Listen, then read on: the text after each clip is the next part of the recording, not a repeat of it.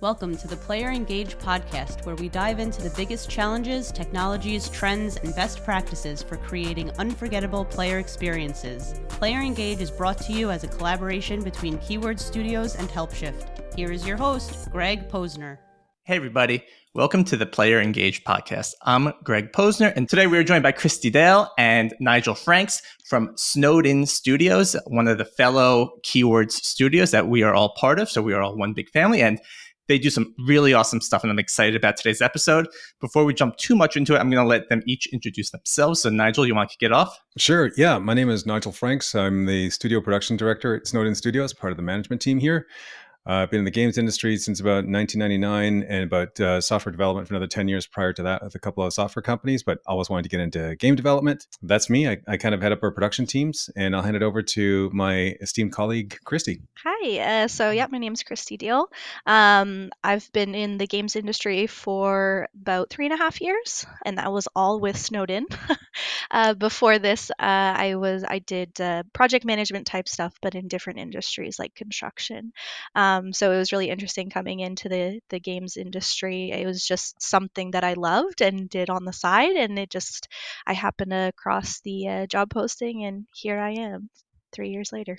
And we are so glad you came across that job posting, Christy. You have no idea. So, high-level question for both of you. What's the game that you've played that made you fall in love with gaming, or what's the first memory that you have? Oh, you go ahead, Nigel. Oh, where do I begin? I'd like to narrow the question down to which platform and decade, sir. But I would have to say I always had a love of games from the Atari 2600 days, but we couldn't afford one, so I was always at friends' places playing on the 2600 on the TV with very different graphics than we have today. Definitely that, and that from there I graduated to the arcades and begging my mom for quarters, and she always thinking that this is a terrible way to spend money because again we didn't have too much of it. And then eventually through my work in the games industry, I was able to help my mom by buying her house at one point. So it kind of paid off in the end. So for me, it was definitely the arcade era. Probably late 70s, early 80s, playing a lot of games down in that thing. There's no one single game, though I do remember the most fun I had in a game was when the original sit-down vector graphics Star Wars game came into the arcades. Sometimes they would charge you up to 50 cents for a game, which I think is pretty cheap these days. Sometimes they're charging $1 or $2. But it was actually feeling like I was Luke Skywalker in an X-Wing fighter with really bad vector graphics, but I got to do the Death Star trench run, and that was awesome. Was that the one that had those little rotary dials on the It had I went to a bar recently that had that. I was just like, this is wild. I have never seen this in my life. Yeah, it's very cool. So they had it's the equivalent of a steering wheel, but it had two different rotary handles on the side of it, so you could basically change the aim of the guns on the ship and change the up and down motion as well. It was a very, very unique controller. That's awesome. That technology was great, huh? It still is. What about you, Christy? So the first game that I remember playing was Top Gear 2, which is a racing game, and it was on Super Nintendo. My grandparents had a Super Nintendo, and so I always got to play video games whenever I went to their house. They also had like the Nintendo. What was the original Nintendo handheld that like you needed a light to see at nighttime? There was like no Game Boy. backlight. Yeah, like just like the original Game Boy, and I'd play Tetris on that too. So those were kind of like my first experiences with video games. The first console that I had was a 64, and I think that really solidified my love of gaming. My sister would never play video games with me, but I just sat by myself and played games on the 64. So those are probably my first experiences with video games. Love You it. got to ask the question, Greg. Like, what's the first game that we played all night? Like, that's what we know Right. you're really hooked on a title. Or that maybe you camped out for, you went to like Electronics Oh. Boutique or EB Games at midnight waiting for maybe Halo 2 to launch or something like that. Have you ever pushed that limit? But I feel like, I mean, personally, my first game I remember playing was Dr. Mario because I played it a lot with my dad, but I feel like I was too little to really get it. And then I remember Nice. I got a Sega Genesis and I got All-Star Baseball, and I used to just love that game. I would just sit there, and I just knew at that point I wanted to be in video games. And this is why I'm excited to be talking to you. I mean, specifically you two, because you guys create video games, and that's not something I have the ability to do. And I think it's something that's a fascinating fascinating skill to have. But before we dig too deep into it, just to be clear, Christy, you are a game producer. Nigel, you are a game director, or that's what your LinkedIn title says, but I think you did multiple things there as well, right? Just think of me as a producer as well, because basically I head up our producer team at Snowden Studios. So I guess, if we pretend the word was director, which I get it's not, is there a difference between those roles? Like when you look at the gaming kind of hierarchy of people that are working, what does a producer do versus a studio director or someone else? Like, I guess the day to day. I think Christy's a lot closer to the day-to-day these days, but I can talk about the specifics for a studio production director for us at Snowed In, and it's going to be different for every studio. This is one of the things I try and get people to really be aware of, that your title in one studio is going to be very different in another studio because of how they operate. Right now, we wanted to divide up the management team into different disciplines, for one taking care of operations, one taking care of production. So that's how I ended up with the title of studio production director. So I do touch a little bit of operations, a lot of biz dev, and a lot of production, basically supporting our production teams. But that's just very unique to us at Snowden Studios. I think when you're looking at some of the traditional AAAs, my role is probably closer to either a senior director or an executive producer that's got teams of producers working on a particular title or a suite of titles. Today, I mean, I don't want to sound like I'm promoting myself, but it's just more an idea of like we have a team of very strong producers across our studio working on multiple titles, and they pretty much report into me, and then I report up to our studio head. Whereas the studio head, myself, and our director of operations and our studio TD make up the management team for how we're making the major decisions of how Snowden operates. Cool. Chrissy, anything you want to add on kind of your day to day, kind of what it's like? Yeah, I guess, and I guess I'll just say so. As a producer, generally, what you would hope is like a producer would just have one project that they're working on, and they own that, and they own the delivery of that project within the studio.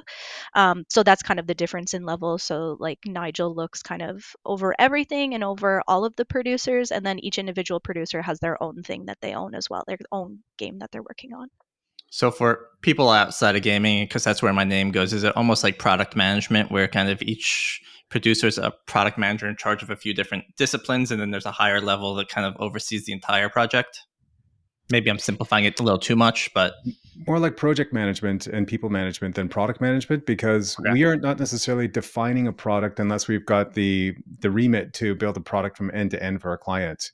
And we do that about once every 2 to 4 years, potentially. Usually what we're doing is supporting an existing AAA production where the product management decisions on who the target audience is, what the basics of the game are supposed to be, those decisions are made by the client. And then we come in and solve the technical problems and the artistic problems of making the game fit that particular vision, while still being able to contribute a little bit to it as well. So I think our producers are closer to, for example, the electronic arts equivalent for what our producers do would be a development director, where they have members of the development team reporting directly to them who are responsible for the actual delivery of the product.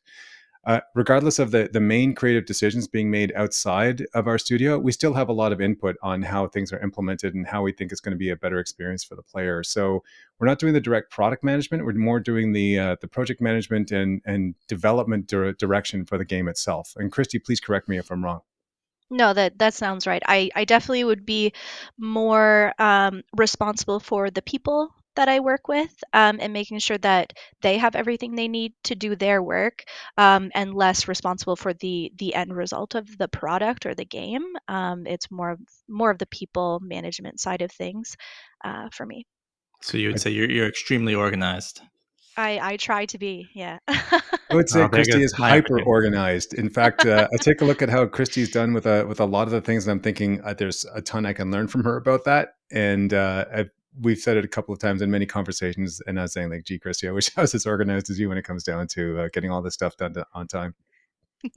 Organization, note taking are all skills that are completely underrated, and we need more people that are better at it. Because I know myself, I just have folders everywhere that make no sense, and I'm just thinking, oh God, how am I going to scale this? What am I going to do? And I'm jotting notes in different places. There's too many tools, and then it's both a positive of living in this age when new things are coming out all the time, and also kind of a good way to get yourself in technical debt.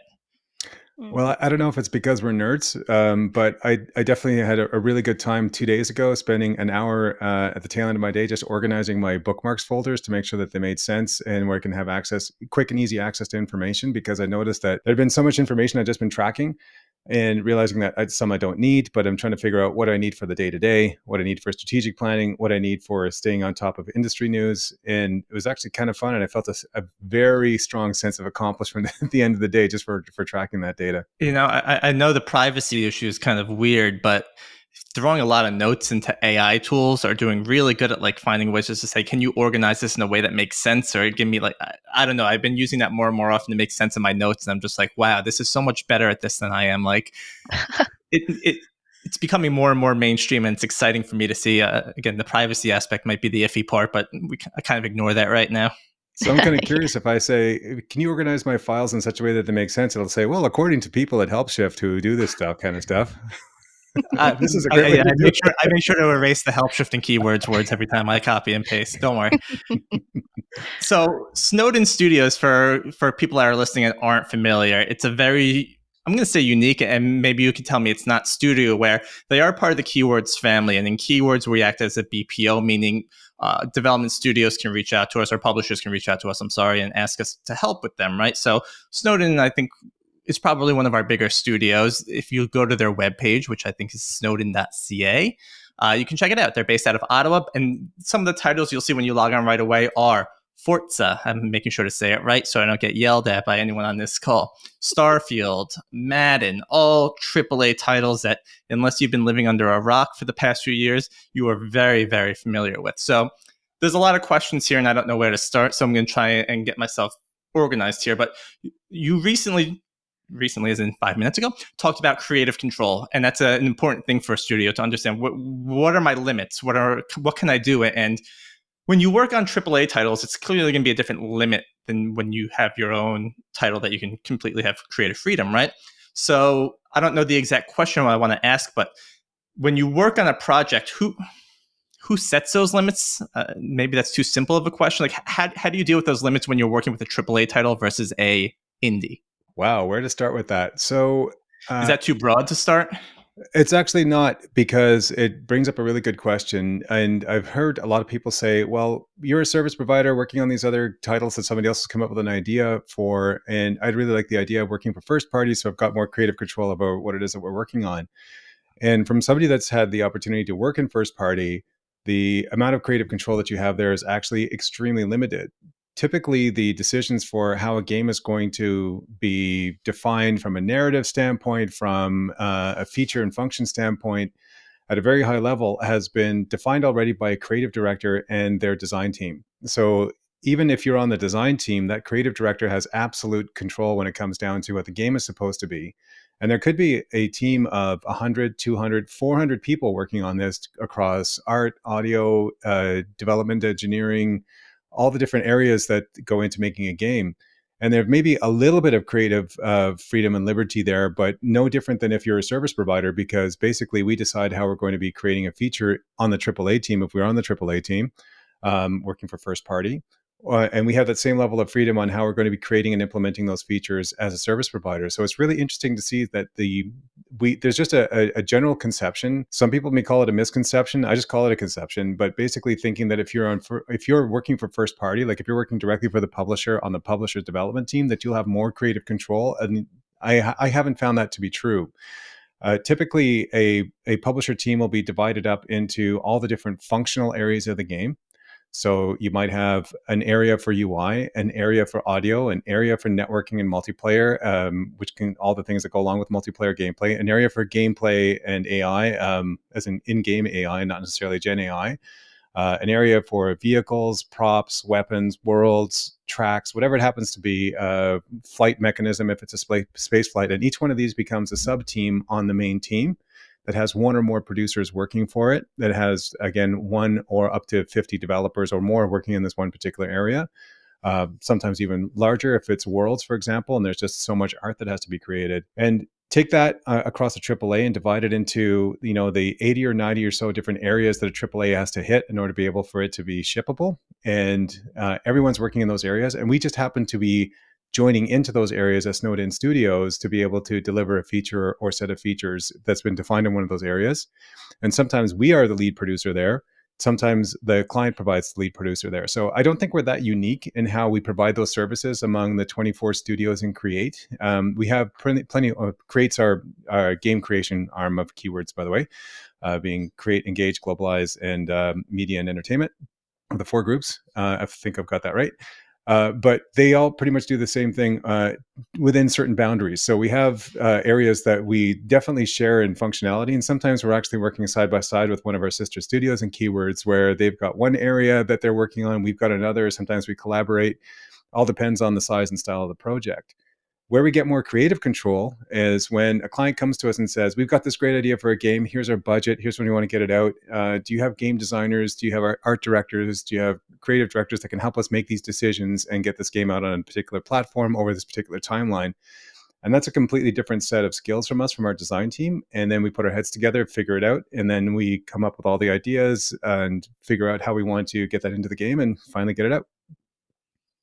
I think that's a bit of a long-winded answer to your question. There's many different ways of slicing this particular pie. It's great and it's fascinating. It really is. And one of the things that first pops to my mind is, I'm just going to keep calling out Microsoft here because, again, looking at your page, there's Microsoft games there, right? But they don't have to be the true example here. But do they send people from their team? So if you're start working on Starfield, does Bethesda have people working directly with you to kind of blend those teams so you have kind of those mixed workflows? I guess it's not the right word I'm looking for, but like the synergies, I guess, and that's a buzzword, right? But like, do they send studio people to your guys to work together so it's the same feeling? Well, we've recently come out of the pandemic, so there wasn't much of that going on. But prior to that, for sure. And then sometimes when there's a travel budget, we'll go and spend some time in their environment. And if they've got the opportunity, they'll come and spend time in ours. It's the kind of thing we haven't done as much of as we want to, but we definitely encourage it. About how they're working inside of a group and with a particular Microsoft studio, Christy's had some recent experience with this over on Forza Horizon 5. I don't know, Christy, if you want to talk about how the teams work together at that point. Yeah, so sometimes it kind of depends on whether we are ending up owning a full feature or area of the game, or if we've been just kind of added to a pre-existing team. So say if we were working on like a certain gameplay area of the game, maybe they already have 4 developers on their side, and we have an additional 6 that we've added. We'll do things like we'll have meetings with people and we'll meet regularly and we'll do planning together, and it's like that level of collaboration. Sometimes though with larger teams, we will be given an entire area and we just work closely with maybe one producer on their side or one lead, and they just kind of help give us direction, but we own that entire section, and so we're maybe not fully integrated into a team on their side. It kind of depends on what the client is asking for, what they need from us in terms of kind of ownership of the work that we're doing. So there can be collaboration and integration of the teams, but it kind of depends on what we've been given kind of as our mandate for working with that client. Building on that teams concept, I was reading a Reddit thread yesterday that talked about Starfield and mentioned that Bethesda still has about 150 people working on the game. And in Reddit fashion, people were saying, oh my God, how could there be that many people? That's crazy. That's a waste of resources. And I'm sitting here thinking, well, you have audio people, you have visual people, you have, like you were mentioning before, Nigel, UI, UX, networking, and it's a complex game. I mean, in reality, 150 doesn't seem like that much to be working on a game the size of Starfield, but is it? I just got to laugh at that. Yeah. Multiply that by 10, and that's a more accurate number of the people working on this game. Just take a look at the credits. I found out because Starfield is under a heavy level of secrecy. I found out that there were a total of 7 keyword studios working on this title when the game came out, and I read the credits. So I fully understand that level of secrecy, and we couldn't quite collaborate. We were working on separate areas. Some were working on worlds, some were on weapons, some on ships, some on core engineering technology like us. I was really surprised. And then we got together with some of our studio heads who were saying, you're on Starfield? You're on Starfield? I was on, but and then it was really neat to see. So it's not surprising at all that there's still a core team of at least that size working on it. We are continuing to work on it with our client Bethesda as well. I can't say on what or how. All I can say is that we continue to be engaged and working on Starfield. And it's going to be having a lot of really good things to come down the line with this game, because it's got a very long tail when it comes down to the features and plans and things that they're looking to put in place. So it's not surprising at all. In true fashion of a Bethesda game, hopefully it's got long legs. I've been a big fan of the game and I play it every night, and my wife makes fun of me still to this day, but love it. I guess, I mean, I have my own judgment here, but between the differences of working on a AAA title or versus, I'm just going to keep calling them indies, right? Like, do you guys have preferences based on your roles, or? You want to go first, Nigel? You go, Christy. Yeah. Okay, I can't say I have a preference. Every project has its unique like difficulties in how the production is. They're both extremely different styles of development, and even just my experience as a producer, because I'm not the person who's doing the code. I'm not actually making the game. I'm supporting the people who are making the game. And what I have found in the past working on a AAA is my involvement in the actual making of the game is even that much less, because I'm very focused on getting like organizing everything so that we hit deliverables and everything that we need to do contractually with the client. And so there's a lot of time spent on that. Whereas other projects where it's not AAA, I find I have much more involvement. And so then I, like on the project I have that I'm working on now, I can do things where I'm like, hey, what do you think about putting this in the game? I think it would be cool. And some of those things have been picked up where you don't really have that involvement with a AAA. And so like there's that, but there's also, it's really nice sometimes having the structure of a AAA, and because sometimes it can be stressful the other way when it's not the development isn't so rigid. It can also be confusing of like, okay, what do we need to do, what do we need to complete? So there's really positives and negatives on both sides. So I personally don't have a preference based on my experience so far. They're both really interesting. It's obviously really cool to get your name in the credits of a AAA game, and you can just point at it in a store and be like, I worked on that. Um, so yeah, I'd say I don't have a preference. But yeah, I think that's it. Yeah. Some before Nigel jumps in here, something you mentioned, and maybe it was part of your answer, was styles of development. Yeah. What, So what yeah, so I guess it's in terms of the production, I guess. So there's a certain way that AAA's develop their game, and there's a certain lifestyle there, or sorry, life cycle that you go through with a AAA, and it is very organized, and there's very specific stages. Where I found with some smaller games, they don't adhere to that as tightly. So it's not necessarily like, okay, we are very specifically in pre-production, and now we're at the point where we're switching to production, and now we're going to do implementation. It's very it's a little bit more blended on smaller games. It's like there's still a bit of design happening. There's still a potential complete shift in what we're even going to make in the end. So it's a bit more blended, I find sometimes in smaller games. That's what I've experienced. Hey, we test in production. I feel like I've played a lot of games recently. I feel like we're testing in production. I feel like Yeah. it's what you're just finding is like the difference between an enterprise company versus a startup and how agile they could be. And I think that's all making a lot of sense. Is where can we push the boundaries? If you're, again, Microsoft, you're not going to put production or test code into Starfield. Where if you're Mm, a smaller indie and you want to test out a new mechanic, you might just ship it and see just how do it it. looks. Yeah. Yeah, do it. Yeah, for Thank sure. you for They, that.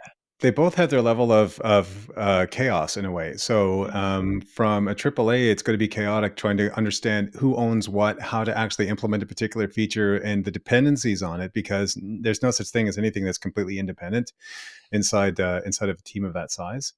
And there's a really interesting project management concept called Brooks's Law, but basically states the more developers you put on a late project, the later it's going to get. And that's due to the increased number of communication channels that are required for people to gain an understanding of the work and to report back on the status of the work and problems. Whereas you see that on the larger projects with 1,000 people working on them. On the smaller projects, like a really creative, hyper creative indie, for example, someone will come to you with an idea, and you've got this really interesting time of sitting in a room with a bunch of your colleagues and the client, kicking around ideas, and you're thinking about, what if we did this? What if we did that? That whole ideation process is so fun. And then 2 years later, you look back and you've got, you look back to that ideation process that grew into the game that's out there. This happens on AAA as well, to a degree, more so with the creative direction team, but definitely can happen at the producer level and at the developer level. But it's really, really rewarding to have that process where or part of creating a feature, and then you're more likely to do that with a smaller independent publisher that's come up with an idea for a game. But the chaos that's there is that there's no structure, because at the beginning, you don't even know what engine you're going to use, let alone what your whole art creation pipeline looks like and whether or not it's going to work. You don't know what your build process is going to look like, because you start asking the basics of, all right, so how do I start playing this game right now for where the vertical slice is? All right, so the vertical slice was done completely in another system. It was just basically done with a little bit of fakery and poking buttons here and there, so we get an idea what the game is. And it's like, oh, we have to define what that build pipeline is. We have to define what that art pipeline is. Who's done that? Anybody here done that? Okay, great. So you haven't. All right, here's what we're going to do. We're going to do this, this, this, and this. All right. How long do you think it's going to take? Let me know. Let's go out and estimate it and figure that out. So there are a lot of times when that exactly happens. Because of that chaos, it's a lot more work up front to try and define what that project is going to be. And with any type of project that you're working on, there's always going to be the problem of changes that are coming late in the day. So these changes end up somebody coming up with a really good idea. For example, hey, I heard about this really great plugin that we can use that's going to enhance our player experience. And I talked to the company that made this, and they said, all you have to do is just write one line of code and you can integrate this particular plugin or API, whatever it happens to be. And we always get a little bit suspicious of that, because we know that technically that's correct for technically one type of game or a slice of a game, but then the actual ramifications of how that fits in with the other 100 features that rely on that could be a little problematic and could add months to your development time, because you don't know exactly what the nuances are until you start playing around with it.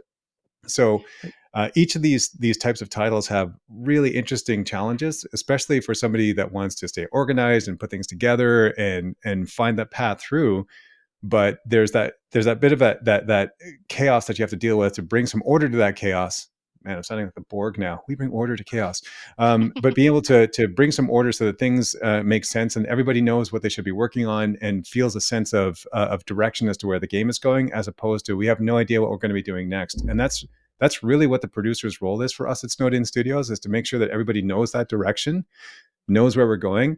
And sometimes a client that we work with and partner with will have a really good idea of how that goes. And sometimes they'll say, we only know about the first 40% here. We need you to work with us to figure out the other 60% and where we're going to go with all this. Whether it's systems where some of our developers have a lot of ownership. Like I know on Christie's project, we had a lot of ownership over the dynamic quick chat system, for example, on Forza Horizon 5, if I'm not mistaken. I think they ended up renaming that at the tail end of the project. We had another project that's been mentioned a couple of times where we had a developer working a lot on a lock-picking system that people were really, really happy with how that went. So that developer had full ownership of how that got implemented, but somebody else set the basic creative direction, and then the developer picked it up and ran with it, and that became a very popular feature. So each of these are very different. To ask which ones we like, it's basically like, what kind of partnership can we have with the client? How can we learn? How can they learn? Do we like who they are as people? Do they like who we are as people?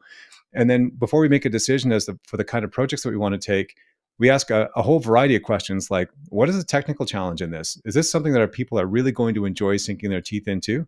Are there any moral or ethical challenges with this as well? Say, for example, if they want to work on something that's not traditionally in the game space, or is in a game that really pushes boundaries way too far. And if our people say this is going to be something we're challenged with, we don't necessarily want to do that. So these are the kind of questions that we ask before as we evaluate a project and before we make a decision to do a bid on that particular project. And we want to make sure that we're working with companies that are very much like us with a couple of different things in their values. Number one, obviously, they really love games. And number two, they have a strong people first type of focus when it comes down to how they treat their teams and what their expectations are and how they operate as companies. That's awesome. You said a lot there that I found interesting, and just starting at the end, right? Uh, I guess my understanding, and it's wrong, and I get that, was like, all right, you're working on a AAA title, you're told exactly what to do, and you're just marching in line doing, but you still do have that creative freedom, right? Like you mentioned, there's the lock picking system, there was the quick chat in the Forza, so you do have the ability to kind of come up with these new cool concepts, even if you're working on a major AAA title, and maybe some studios or publishers do give you that right, and maybe some don't. It's a bit more nuanced than that. So somebody may have done the initial design for any one of these systems, and Uh-huh. they kind of leave it up to us to saying like, do you understand this design, and how long will it take you to actually implement this, do you think? And then our developer takes a look at it, starts stripping it down to its component parts, figuring out if there's already an existing architecture for this. Sometimes they have to define that architecture, and then figure out how they're going to do it. So, and as they're doing it, they may come back and say, look, I see what you're trying to do here with this feature. There's a better way to do it by adding these particular items over here, dropping these ones here, and we still think you get the same experience that you're after. And we think it's actually going to be better for the user, and it's going to save you some time, and it's going to be easier to support down the line for any bug fixes, et cetera. And those are the kind of discussions that we, as producers, like to facilitate, or just let the developers have those discussions directly with the client. Is all this done from within Snowden? And I asked this question more so like as a consulting type of thing, right? So when a customer first comes to, or a prospect comes to Keywords, right, they might say, hey, I want help making this game. Do you guys, or is there someone else at Keywords, maybe it's just your sales rep, give you a platform where you can bounce your ideas off of, right? Like, hey, I have this idea, or like you just mentioned, like I have this idea for a lock picking mechanism. Can you help me flesh it out? Like, is that your job as producers at the studio, or is it someone else's at Keywords, or maybe you recommend another studio? Yes. All the above. Yeah. It could be anywhere. It could literally be anywhere. So it could be somebody working with the business development rep at Keywords, where they've got the business development rep is fleshing out what the client wants to do, and they start figuring out, is there a good studio that's the right fit for this, that has availability, that has the right skill set, and then he or she ends up facilitating the conversation that way, and then we have those discussions there. I'd say our sourcing for our projects coming in is probably about 60-40, based on 60-40 to existing connections in the industry, to 40% coming in through Keywords BizDev. But yeah, it could be all over the map. We might be having those discussions very early in the day with the client. We might be coming in after the fact that those initial discussions have been had. So it could be literally anywhere. Okay. Makes sense. It could be anywhere on the map. Yep. I want to kind of turn this into kind of pillars to creating the game, because that's something, as I've been talking to more people, I've been understanding that different people have different philosophies. I can see that, Chris. You just hang on the line afterwards. If you jump back in, but it will upload your stuff when it's ready. But so the pillars around creating a game, I think, are fascinating. It's something that I kind of started spitballing in my mind what makes sense.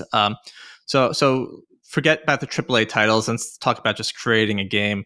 When you first sit down, I guess let's start about the ideology, because you said that's fun, and that sounds like it's like every little kid's dream when they start playing video games. Like, I just want to sit around a table with my friends and throw a whole bunch of ideas together and what sticks, right? Like, is that exactly what happens? Sometimes, yes. In fact, that's probably the most fun part, the ideation of what a game is supposed to be, and either a game or a feature. The most fun about this is getting the ideas from other people around the table, and you all start feeding off each other, where someone says, what if we did this? And then you get another idea. What if we did that? And suddenly you're going from one person generating 3 ideas to 5 people generating 500 ideas, because as you introduce more people up to a certain amount, that ideation tends to increase in speed, volume, and quality, and all the things that go along with that. So there's an optimal number for this, and people have done studies about this as well. But there's absolutely nothing like that feeling of bouncing ideas off somebody who loves games as much as you do, and you hear the ideas that they have for the cool things you can do inside of a title, and you're like, "What can we actually do that? We can. Oh, okay, I think we can figure out a way to do that, or that'd be really fun. We'll put that one in the bucket for like version 2 or 3, because we know that's going to take a lot of tech to develop." And on top of that, people are often discussing features that they've seen during this ideation phase in other games, saying, "Hey, they did this in title X, but they only got about 90% of the way there. What if we took that to the next level? What would that actually look like? And that's so fun. And in the end, you end up with this huge feature list, and you realize you wouldn't be able to do this within the next century, no matter how big your team was. And then you have to, the difficulty comes in paring that down into what is the core gameplay supposed to be, and that gets back to the pillars of what a game is supposed to be. So that's always happening at the design stage. Like, what are the core pillars that we want for this particular title? All right, so we know it's going to be multiplayer, so it has to be a positive multiplayer experience. And then you have to define, what does that actually mean?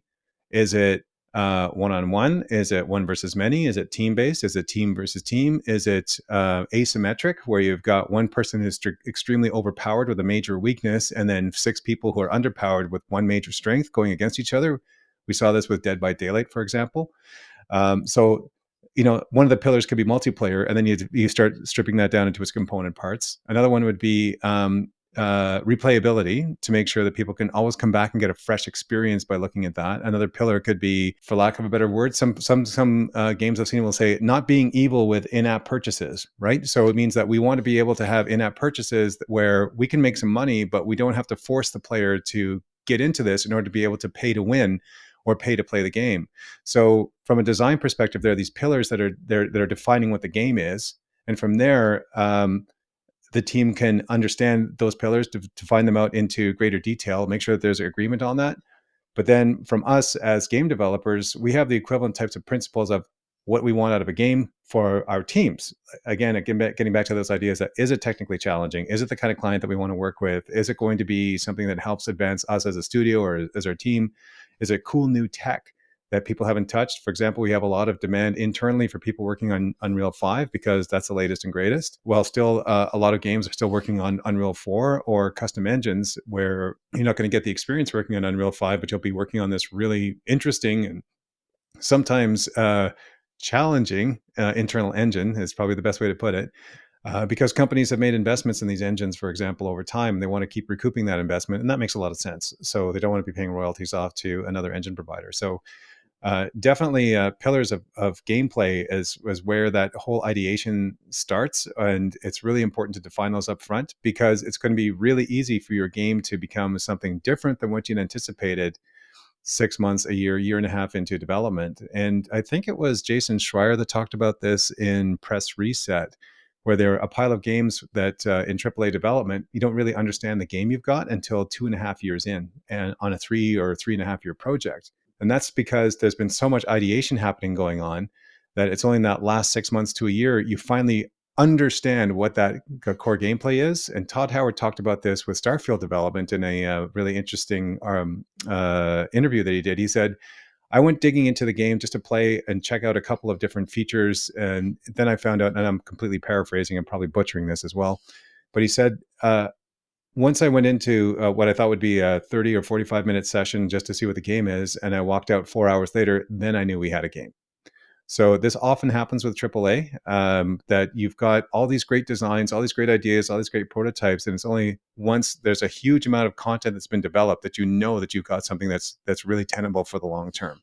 Now, this makes the certified project manager in me cringe and cry on the inside a little bit, because it's always been the perspective from project management software. If you define everything up front, you have a level of effort for everything up front, and you know exactly how long it's going to take.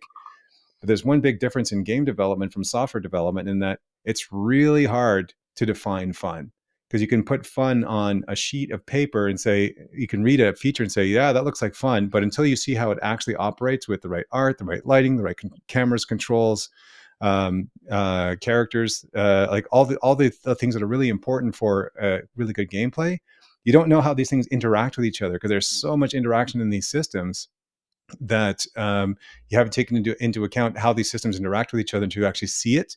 And that takes a lot of work to get to that point. Another problem that comes out of games that we don't see in regular software is the concept of emergent gameplay.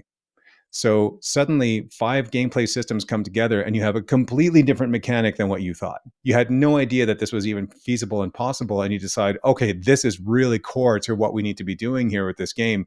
Let's make sure we focus on this at the cost of some other items that may have been developed for 2.5 years that you realize are not as important as this really core piece of gameplay. Or maybe this core piece of gameplay that you've discovered ends up becoming something new that has to be built on. thereby adding stress, thereby adding potential for a lot more work to be able to still hit the deadlines for the game. So it becomes very complex, or can be anyway. You said a lot of stuff, and I want to talk about some of it. But first, what I kind of like to do in the middle, and I think we're way past the middle of the episode, is kind of like a spitfire round where we just ask some loose questions that you can answer, and hopefully my marketing team can make magic of it. Don't put much Fair enough. thought into Let's the do it. answer. It's just each answer. Okay. Let's say, Christy, you go first. And Nigel goes, just so we got order. Oh no. Okay. If you were to go to a bar, what type of drink are you ordering? A whiskey sour. Sparkling water. What is your dream vacation? Hawaii, I guess. Walking the hills of southern France along the Cathar route. Nice. What did you have for breakfast? I had an egg and cheese breakfast sandwich. Oatmeal with a heavy dose of protein shake mixed in. Nice, that's a smart move. Way to elevate oatmeal there. I hear oatmeal a lot from all these people I talk to. It's interesting. Last but not least, what was the last book you read? It was probably from the A Court of Thorns and Roses series, A Court of War and Ruin by Sarah J. Maas. I have the entire Court of Thorn and Rose series from Christy's recommendation. I haven't read a single one yet. I'd say the last book I read in its entirety was The Wind-Up Girl by Paolo Bacigalupi. Amazing sci-fi story. There we go. Off the hot seat there, and appreciate your answers. Jumping back to what you said before, because I think there's some fascinating stuff. First, I heard you mention camera controls character, and I learned about the 3 Cs. So that's exciting to hear that other people are using. Obviously, clearly, it's used by a lot of people, but it's exciting for me to remember something, and it's exciting to hear that. But one thing you also mentioned was that the engine, right? You're talking about people learning Unreal 5, which clearly it's going to be the new thing that people want to learn because it's the latest and greatest. But what happens if you come to a project where it's a weird engine you guys aren't familiar with, whether it be like a Frostbite engine or I don't know what Forza uses as their engine, right? Like, is it versatile enough where developers can probably switch languages fairly quickly? I know some will not be, but like, is that just a project you have to reject, or do you kind of think how do we do this? How do you think we do this, Christy? You've had the chance to do this a few times. Yeah, so we're just laughing because the project I'm on, we are using a different engine than what we're used to. Switching quickly is, I wouldn't say that, but we have to see who we have available to join a project like this. And who we think will be able to ramp into the new custom engine in a reasonable amount of time for the client. And it kind of depends too on the relationship with the client. So the client that I'm working with right now, they were really gracious with the amount of time they gave us to ramp into their engine, which made a really big difference for us. And it probably took the team at least like 3 months to really know what was going on, know what the project was, and start to feel a little bit more comfortable in the new engine. So we don't turn them down, that's for sure. But it kind of depends on a few different things, and I think we were just uniquely positioned with who we could have on this project to ramp in fast enough so that we could work on it. It's not a challenge we'll shy away from, but it doesn't happen too often, but we have done it. We actually think of it as part of a unique selling point, a unique selling proposition for Snowden Studios. And a lot of the Creed studios, I think, are very similar in that we don't get tied into a particular engine. Us as Snowden, we like to market ourselves as C++ generalists. And we'll also be doing that with C# because we can do that with a lot of Unity projects, Unity being primarily C#. But when we are looking for new developers, we test them quite heavily on C++ principles so that we can have people ramp into all these very disparate custom engines. I'd say, let's see, probably our two biggest projects over the last couple of years were on custom engines that had over 60 or 70 people on as developers working directly into these custom engines in C++. And the ramp up time can be arduous. Like, it takes time to understand these particular engines. Some of these engines are still considered cutting edge, but their original conception was 15 or 20 years ago, because a company is still adding to these engines and adding new features and still getting really great performance out of them, causing very interesting technical concerns from our side when we start finding out something like, how is this piece of code written? And the person that originally wrote that piece of code is no longer there. There's no one to be able to support it. We start asking questions about who's going to support it. How do we fix this problem? Then we find out, oh, that's us. So that's something that we actually really pride ourselves on, because that's the kind of deep technical problem we like to work on. So there's often going to be this type of thing where we're looking into custom engines for clients, or we're looking at custom engines and working in them that a client has been built on.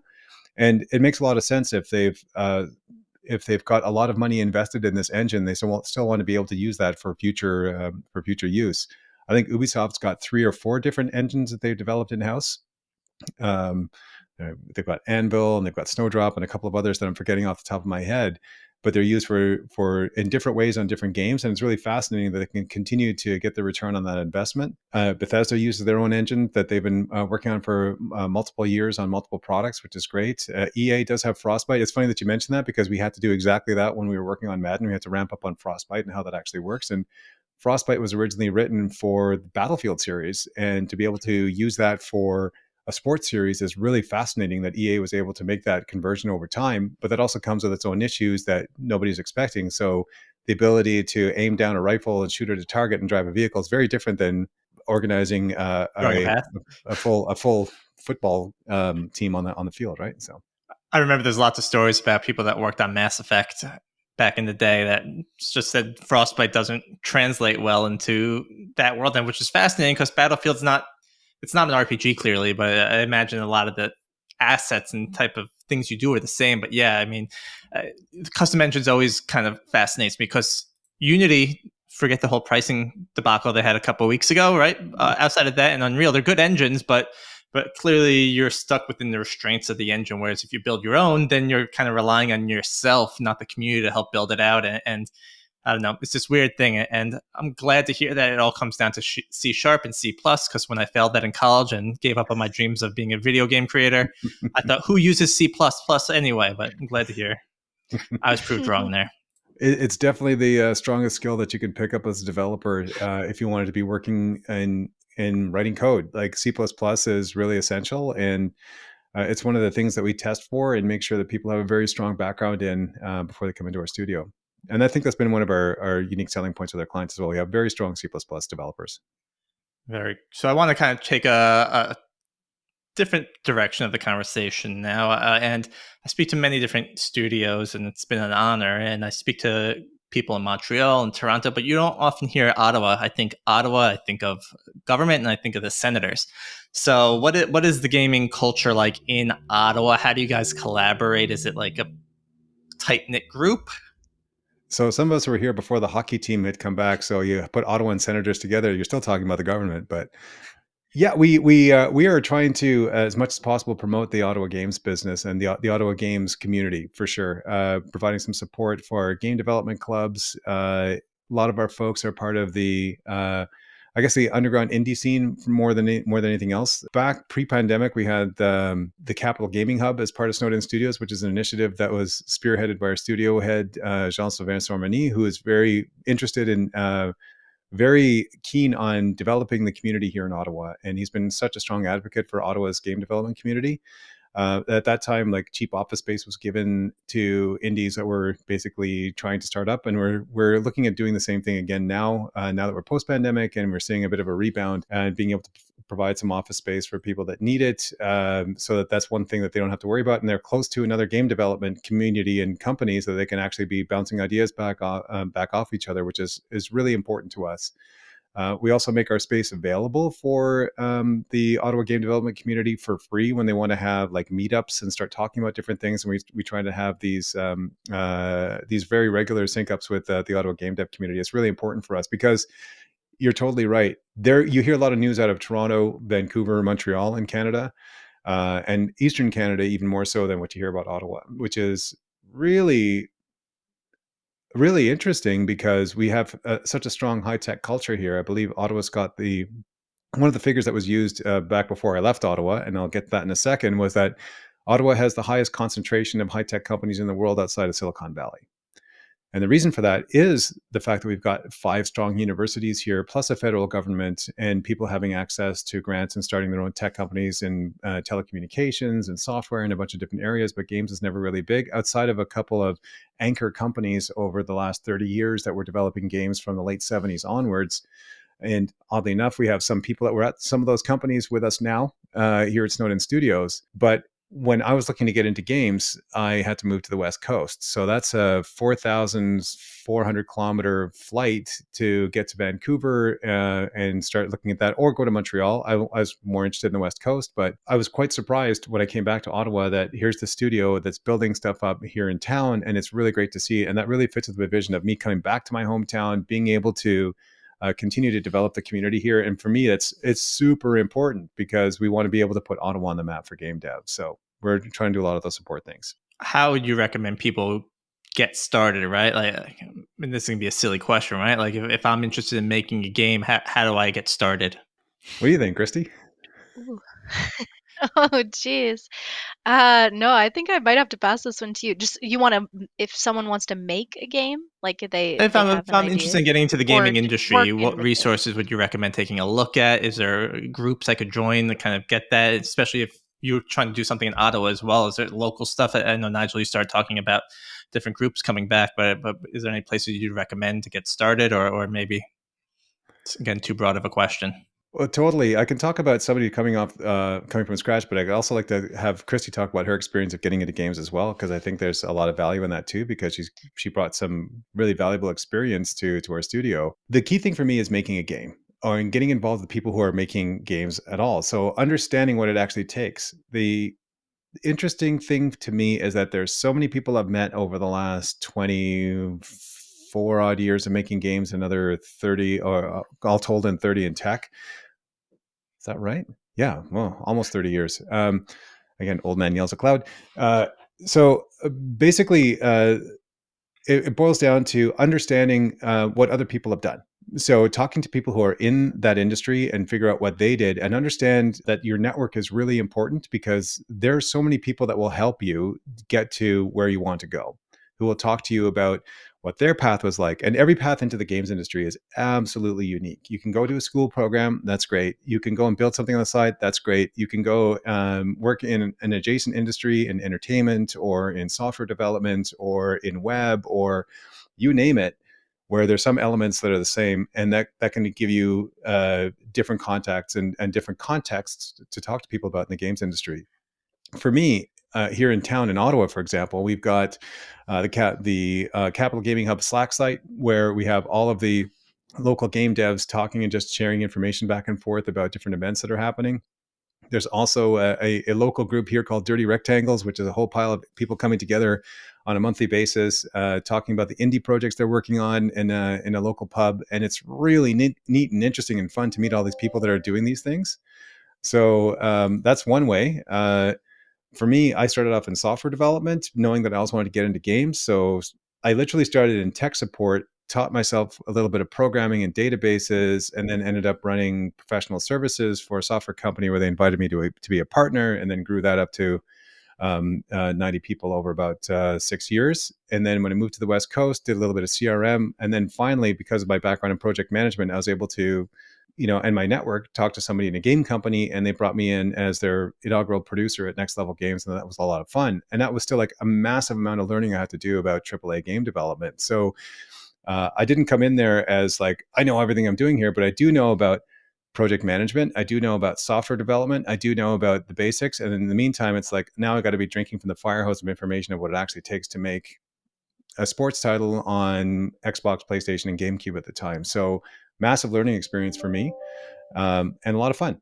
So that's one particular way. There's many different ways that people can end up doing this, but a lot of people have ideas on how to make a game. And unless you've got a game design doc, unless you've got a prototype that you built, unless you've done the actual work, all you have is an idea. And a lot of people have really good ideas, but you want to basically be encouraging people to be doing something with that idea that's concrete, and then talking about the next steps. So pick up a free engine and start tooling around with it.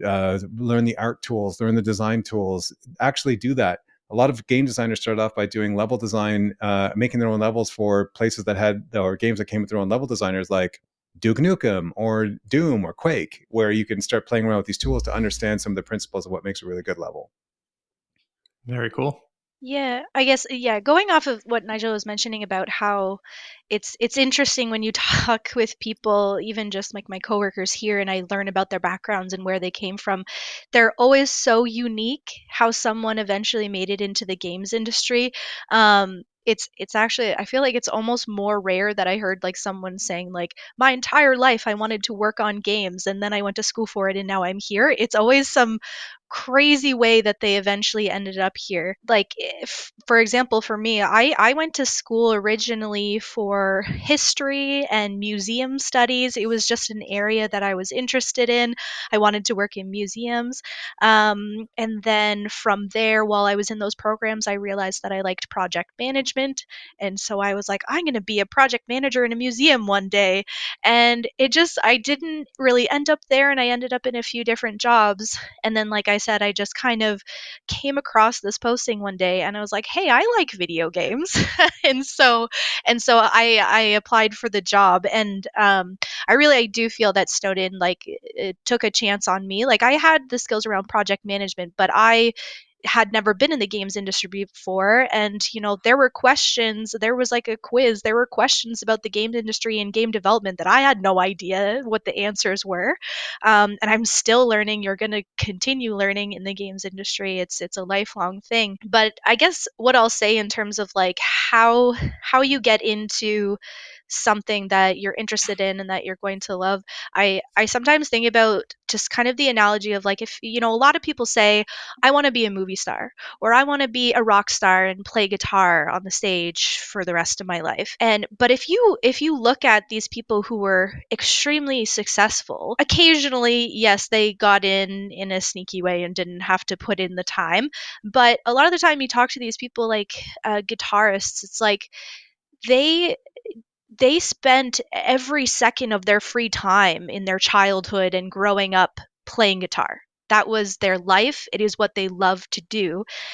And I think to a certain degree, when you're trying to figure out what you want to do with your life, you need to be willing to be happy with the road to get there. You can have the grand idea of, I want to work on a AAA game one day. Okay, great. And you want to be a programmer? Great. So like, what kind of engines have you played around in? What courses are you taking in your school? What do you know about the games industry? Are you looking at the news? Do you know what's going on in there? So it's a bit of like, you need to be happy with the road to get there and enjoy that whole process, because once you're here, you're not going to want to stick around, because you'll realize that you don't maybe love the process.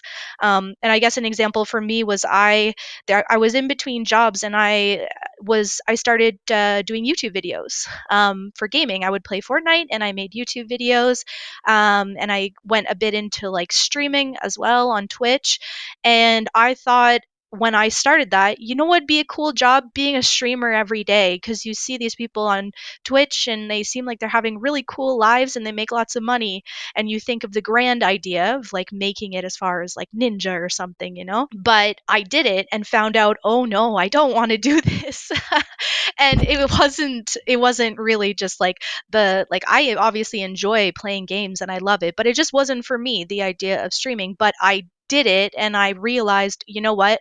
I wouldn't end up loving to do this my whole life. And so you just sometimes need to take a chance. And if you are able to, just start getting experience in those things in any way that you can, and find out, are you enjoying it the whole time? Like, you're not going to enjoy everything the whole time, but in general, are you enjoying the process? And do you know what's going on in the industry that you're interested in? And I think that's kind of applicable to anything that you're interested in getting into. But when it comes to games, you can love playing games every day, but I can't guarantee that you'll love making games every day. So you need to start dabbling in the different things and get the experience and see how you actually feel about that. And then just keep going if it feels That's a good. really good point that Christy made there, especially like when it comes down to the love of playing games versus making games, and the business of games too, because you have to understand how games basically operates as an industry, if that's what you want to do and make a career out of. Gene Simmons, the guitarist for one bassist, I think it is for Kiss. Now they're on their final tour right now, and they've been touring since the '70s. When he came to Ottawa about 20 years ago, I remember him talking to a bunch of aspiring musicians at a big conference, and he said, "Don't forget that no one's really going to care about your art if you don't understand what this business is. You really need to understand that you are in a business, and you have to make sure that you've got something that's marketable. And no one's really going to care about the art side of things if there's nothing behind that that can actually be marketable." The other thing about like playing games is one thing. Making games is a totally different scene, and it certainly helps if you love playing games for sure. I've met a lot of people, managers in some of the big AAA companies that really didn't last a long time because they'd come in with their big qualifications, and nothing wrong with those qualifications for sure. But they'd say, "This is totally chaotic. I'm going to show you how you do software properly now." And they had no idea how games actually function, work, and no desire or joy to get out of games. And they always found it really frustrating because they didn't gain a lot of, I guess, supporters when it came down to a lot of these things, because the people inside the companies themselves who have been working on games for a while saying, like, do you really understand what we need to accomplish here versus following a particular process? And when it comes down to the games that you love versus the games you love working on, I have a lot of people in the studio saying, what kind of games do we want to, we ask the studio, what kind of games should we be pitching on? What kind of stuff do you want to work on? We get a lot of really interesting ideas, and which is great. And then I remember asking the question, like, if you worked on this game for 5 years, would you still love it as much? And I'm not saying this as a rhetorical question because I already know the answer. For example, I've got 4 or 5 games on my desk here that I worked on over the last bunch of years, and I can't play them now because I spent so much time playing these games in the development process that it's not as fun for me to go and experience that as a new player. So working on an RTS, for example, I would love the chance to work on like a reboot of Command and Conquer General Zero Hour, for example, because for me that's my relaxing game at the end of the day. I get the hardest mission on the hardest difficulty, and I try to finish it in 45 minutes without losing a single unit on the battlefield. And as soon as I lose a unit, it's like, that's it, I'm done. And I do a little bit of a tantrum, and it's like, okay, that's it. That was enough for me for today. Oh, I don't really have a tantrum. I just get a little bit grumpy. But if I was working on the game, it'd be a totally different story. Would I still get that same level of enjoyment out of how units are moving around the field, how I meet an objective? Probably not. And it took probably 20 years, or no, 15 years after working on a Need for Speed series that I actually picked up the game and played it again. I thought, oh, not bad, not bad. But I could only play it for about half an hour, 45 minutes before I was just like, oh, I remember this particular scene. I remember the grinding we have to do to get through all this particular area. I remember the late nights doing all this. Still a strong feeling of pride in having worked on it. But I can't go back and play that for another 20 hours now, the way I would have if I just picked up the game off the shelf. So the best way to lose the love of a game if you're addicted to it is to work on it.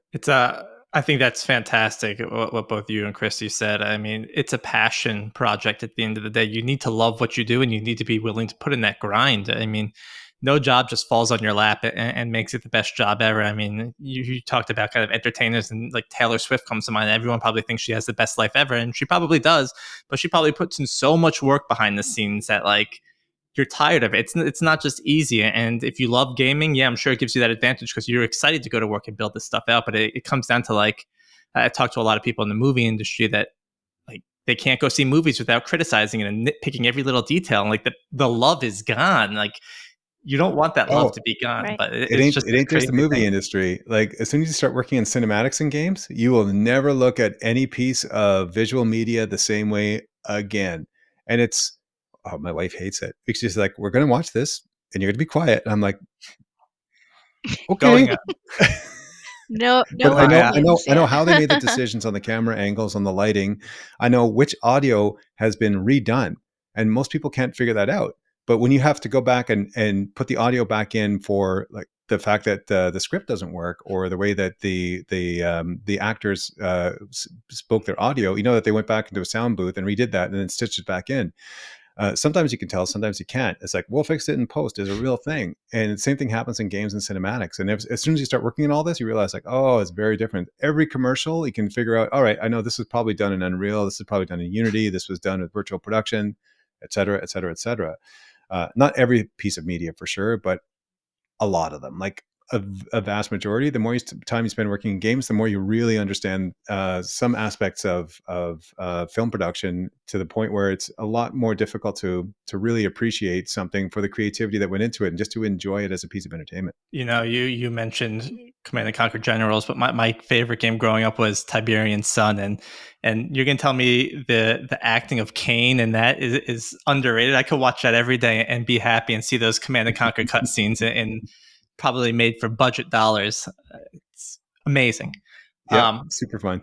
We've been here a long time, and I feel like we can keep going, but I realize that you probably still have work to do for the rest of the day, as do we all. And I hope we can do this again, sit down again. But before we do go, thank you so much. This was such a educational episode to me and a learning experience, and I'm excited to see how I can put these learnings into practice. But before we do go, is there anything that you want to share, or you want to just kind of talk about? Christy? All right. You go ahead, Nigel. No, you go ahead. We love this business. We love making games. About all the stuff about games is nothing without the love of the people that you're working with. Like, that's what excites me every day going to work, whether I'm working remotely or working from the office.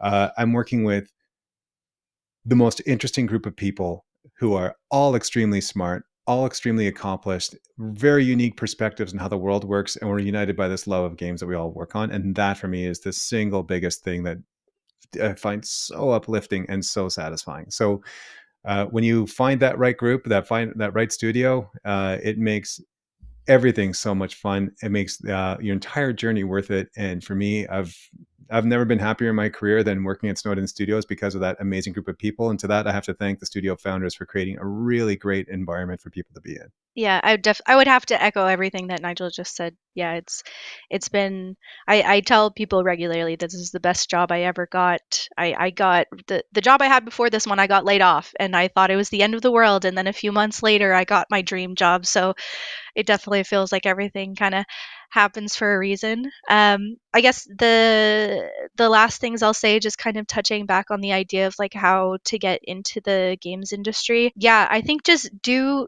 everything that you can to network with people, meet people, learn new software if you want to be a programmer, do your art, share it with people. Just do everything that you can to get experience, whether it's professional or not, and make sure you're enjoying it the whole time, because you never know what event you're going to be at or what person you're going to meet that's going to be the thing that's going to get you into the industry. There's definitely, I was just at a conference, and I just happened to be talking to one of the volunteers, and he was going to school to be a programmer, and he just was so excited about potentially working in the games industry one day. And I just happened to pass his name on to like our hiring team at Keywords, and maybe one day he'll work for Keywords. And I think those are the type of people we want, the people who are, really passionate about what they're doing, that they'll do anything, including just volunteering at a games conference, just to have the opportunity to maybe meet people and learn some things. So just do everything that you can, and maybe one day you'll meet the right person or be I in the have to right close spot. it off with one other thing as well, is that Snowden Studios were pretty contained within Snowden for the most part, for the people that are working on their titles, but we're part of this amazing family of studios all around the world. Like, the potential is so awesome when we get together at these groups. When you realize that you're meeting with people from all over the planet who are all share that same passion, and the fact that we've worked on collectively like the biggest games in the world for many years now, surrounded by other entrepreneurs or the game creators who are all part of the Keywords network. It's really mind blowing. Like, the first time I got together with other people inside of Keywords, I was like, I had no idea just how much potential we have here and how much brain power there is here, and the amazing things that we work on. So we often lose if when you're on the day to day working on your title, you kind of forget that there's like this bigger picture out there. But when you have the opportunity to work with multiple studios coming together, and a lot of people that are joined by a lot of the same values and principles, and it's really fascinating to see, and it's really rewarding. It's kind of like one of those best kept secrets of the games industry. When you're working inside of a AAA for 5 or 6 years, you might say, "Oh yeah, some outsourced studio named Keywords may have done some localization or some QA or FQA or Cert QA, or maybe it's like another keyword studio that did some art for us." But when you're inside and you realize just how big this is, it's really amazing. Like, there's nowhere to go but up from all this. And the fact that we continue to grow during like difficult times for the games industry all around, it really speaks to the potential of Keywords as a company. And all the individual studios that are adding to all that is just something that's really neat to see. And it's absolutely fascinating to me to see how this company operates and grows. And the Yeah, fact that here you are at Helpshift, right? Like we have the opportunity to talk. We haven't had a chance to work together yet, but hopefully we will at some point soon. yeah, and just to triple down on that, a big thanks to Keywords, right? In a tough time in the gaming industry, we are still hiring. There's positions all available, whether you're an artist or you're in customer support, or if you're in sound, or if you're in digital media. There's tons of jobs opportunities, and I too get excited when friends come to me and say, "How can I even get started?" And you send them to this page that has hundreds of jobs opening. And I mean, it's a great company. It gives you full autonomy to do what you want to do, at least where I am, and I'm loving this. So thank you, Keywords, but most importantly right now, thank you, Nigel. Thank you, Christy, for coming on. Thank you, Snowed In Studios. This again was a great episode. I really am excited to kind of go back and listen to the different nuggets of information that we learned, and we will be sharing all this information. Before we say goodbye, I know you said your final words, but any parting words? Just thank you. Thank you for having Cool. me here. This was really exciting and love to talk in the future I'll as echo well. that. Thanks so much, Greg. This has been awesome. A lot of fun. Yeah. Thank you very much, both of you, and I hope you have a great rest of your day.